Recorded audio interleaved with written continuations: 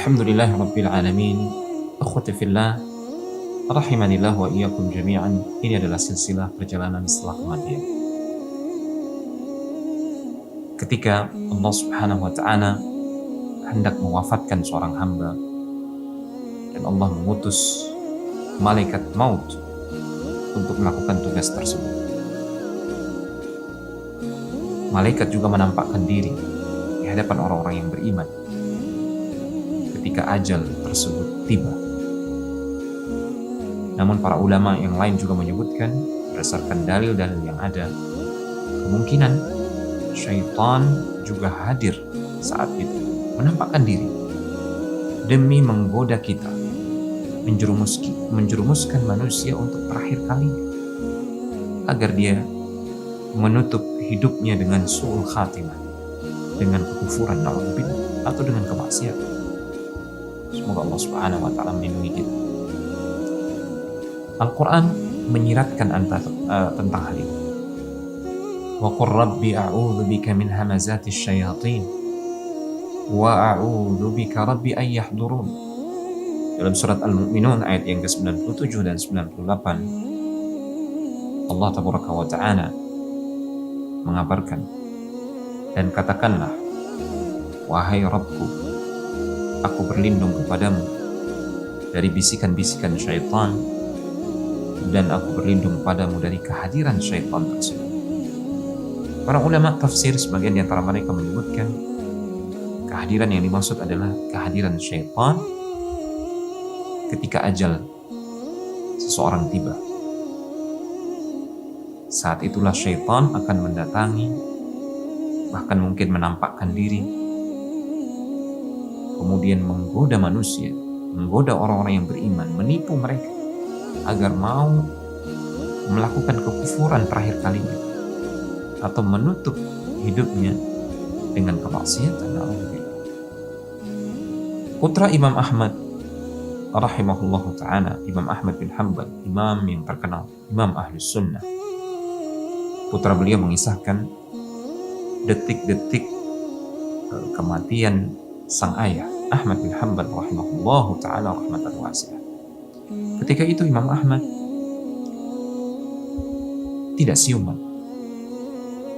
kemudian tersadarkan, kemudian beliau pingsan. Di beberapa saat beliau mengatakan la ba'd, la ba'd, la ba'd, yang artinya adalah tidak, belum, tidak, belum. Tentu saja putra beliau keheranan dengan ungkapan sang ayah. Maka ketika tersadar, putranya bertanya kepada sang ayah, yang ketika itu beliau sedang berada dalam keadaan sakit keras, sakit yang mengantarkan beliau kepada kematian beliau.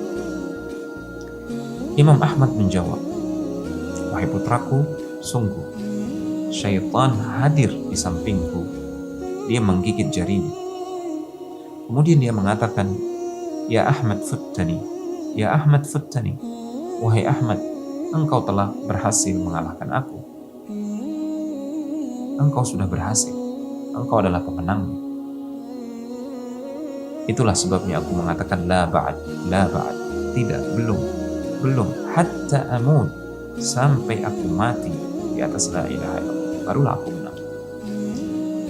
Di sini syaitan hadir, bahkan disebutkan menampakkan diri, hendak menjerumuskan Imam Ahmad, menanamkan ke dalam hati beliau rasa ujub, rasa bangga diri di detik-detik terakhir kehidupan beliau.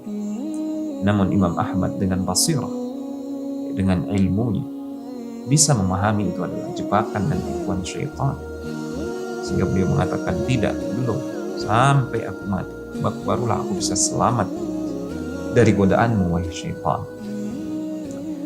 Demikianlah kata Imam rahimani wa rahimakumullah, jika tanpa ilmu dan amal saleh sebelumnya serta keikhlasan di jalan Allah Subhanahu wa Ta'ala, sangat rentan di akhir hidup kita syaitan bisa menggelincirkan kita. Itulah sebabnya Syekhul Islam Ibnu Taimiyah rahimahullah ta'ala ketika menjelaskan tentang doa yang diajarkan oleh Rasulullah SAW agar kita berlindung dari 4 perkara di akhir salat sebelum salam. Allahumma inni a'udzubika min adzabi jahannam wa min adzabil qabr wa min fitnatil mahya wal mamat wa min syarri fitnatil masiihid dajjal. Ya Allah, aku berlindung kepadamu dari azab jahannam, dari azab kubur, dari fitnah hidup dan fitnah kematian, dan fitnah dajjal. Fitnah hidup dan fitnah kematian maksudnya adalah fitnah di akhir kehidupan dan di awal gerbang kematian. Disitulah saat syaitan hadir untuk menyesatkan kita. Maka kita diminta untuk berlindung kepada Allah Subhanahu wa Ta'ala dari tipuan syaitan di akhir hidup kita, di saat-saat yang sangat genting, di saat-saat yang paling menentukan di akhir kehidupan kita, yang kita tahu Rasulullah SAW bersabda, innamal a'malu bil khawatim. Sesungguhnya amal-amal itu bergantung kepada akhirnya. Jika akhirnya baik, maka baik. Namun jika akhirnya ditutup dengan sesuatu yang buruk, sesuatu yang dibenci dan dimurkai oleh Allah Subhanahu wa Ta'ala, maka keburukanlah yang akan kita dapatkan. Semoga Allah Subhanahu wa Ta'ala menjaga kita dari fitnah syaitan di akhir kehidupan kita. Assalamualaikum warahmatullahi wabarakatuh.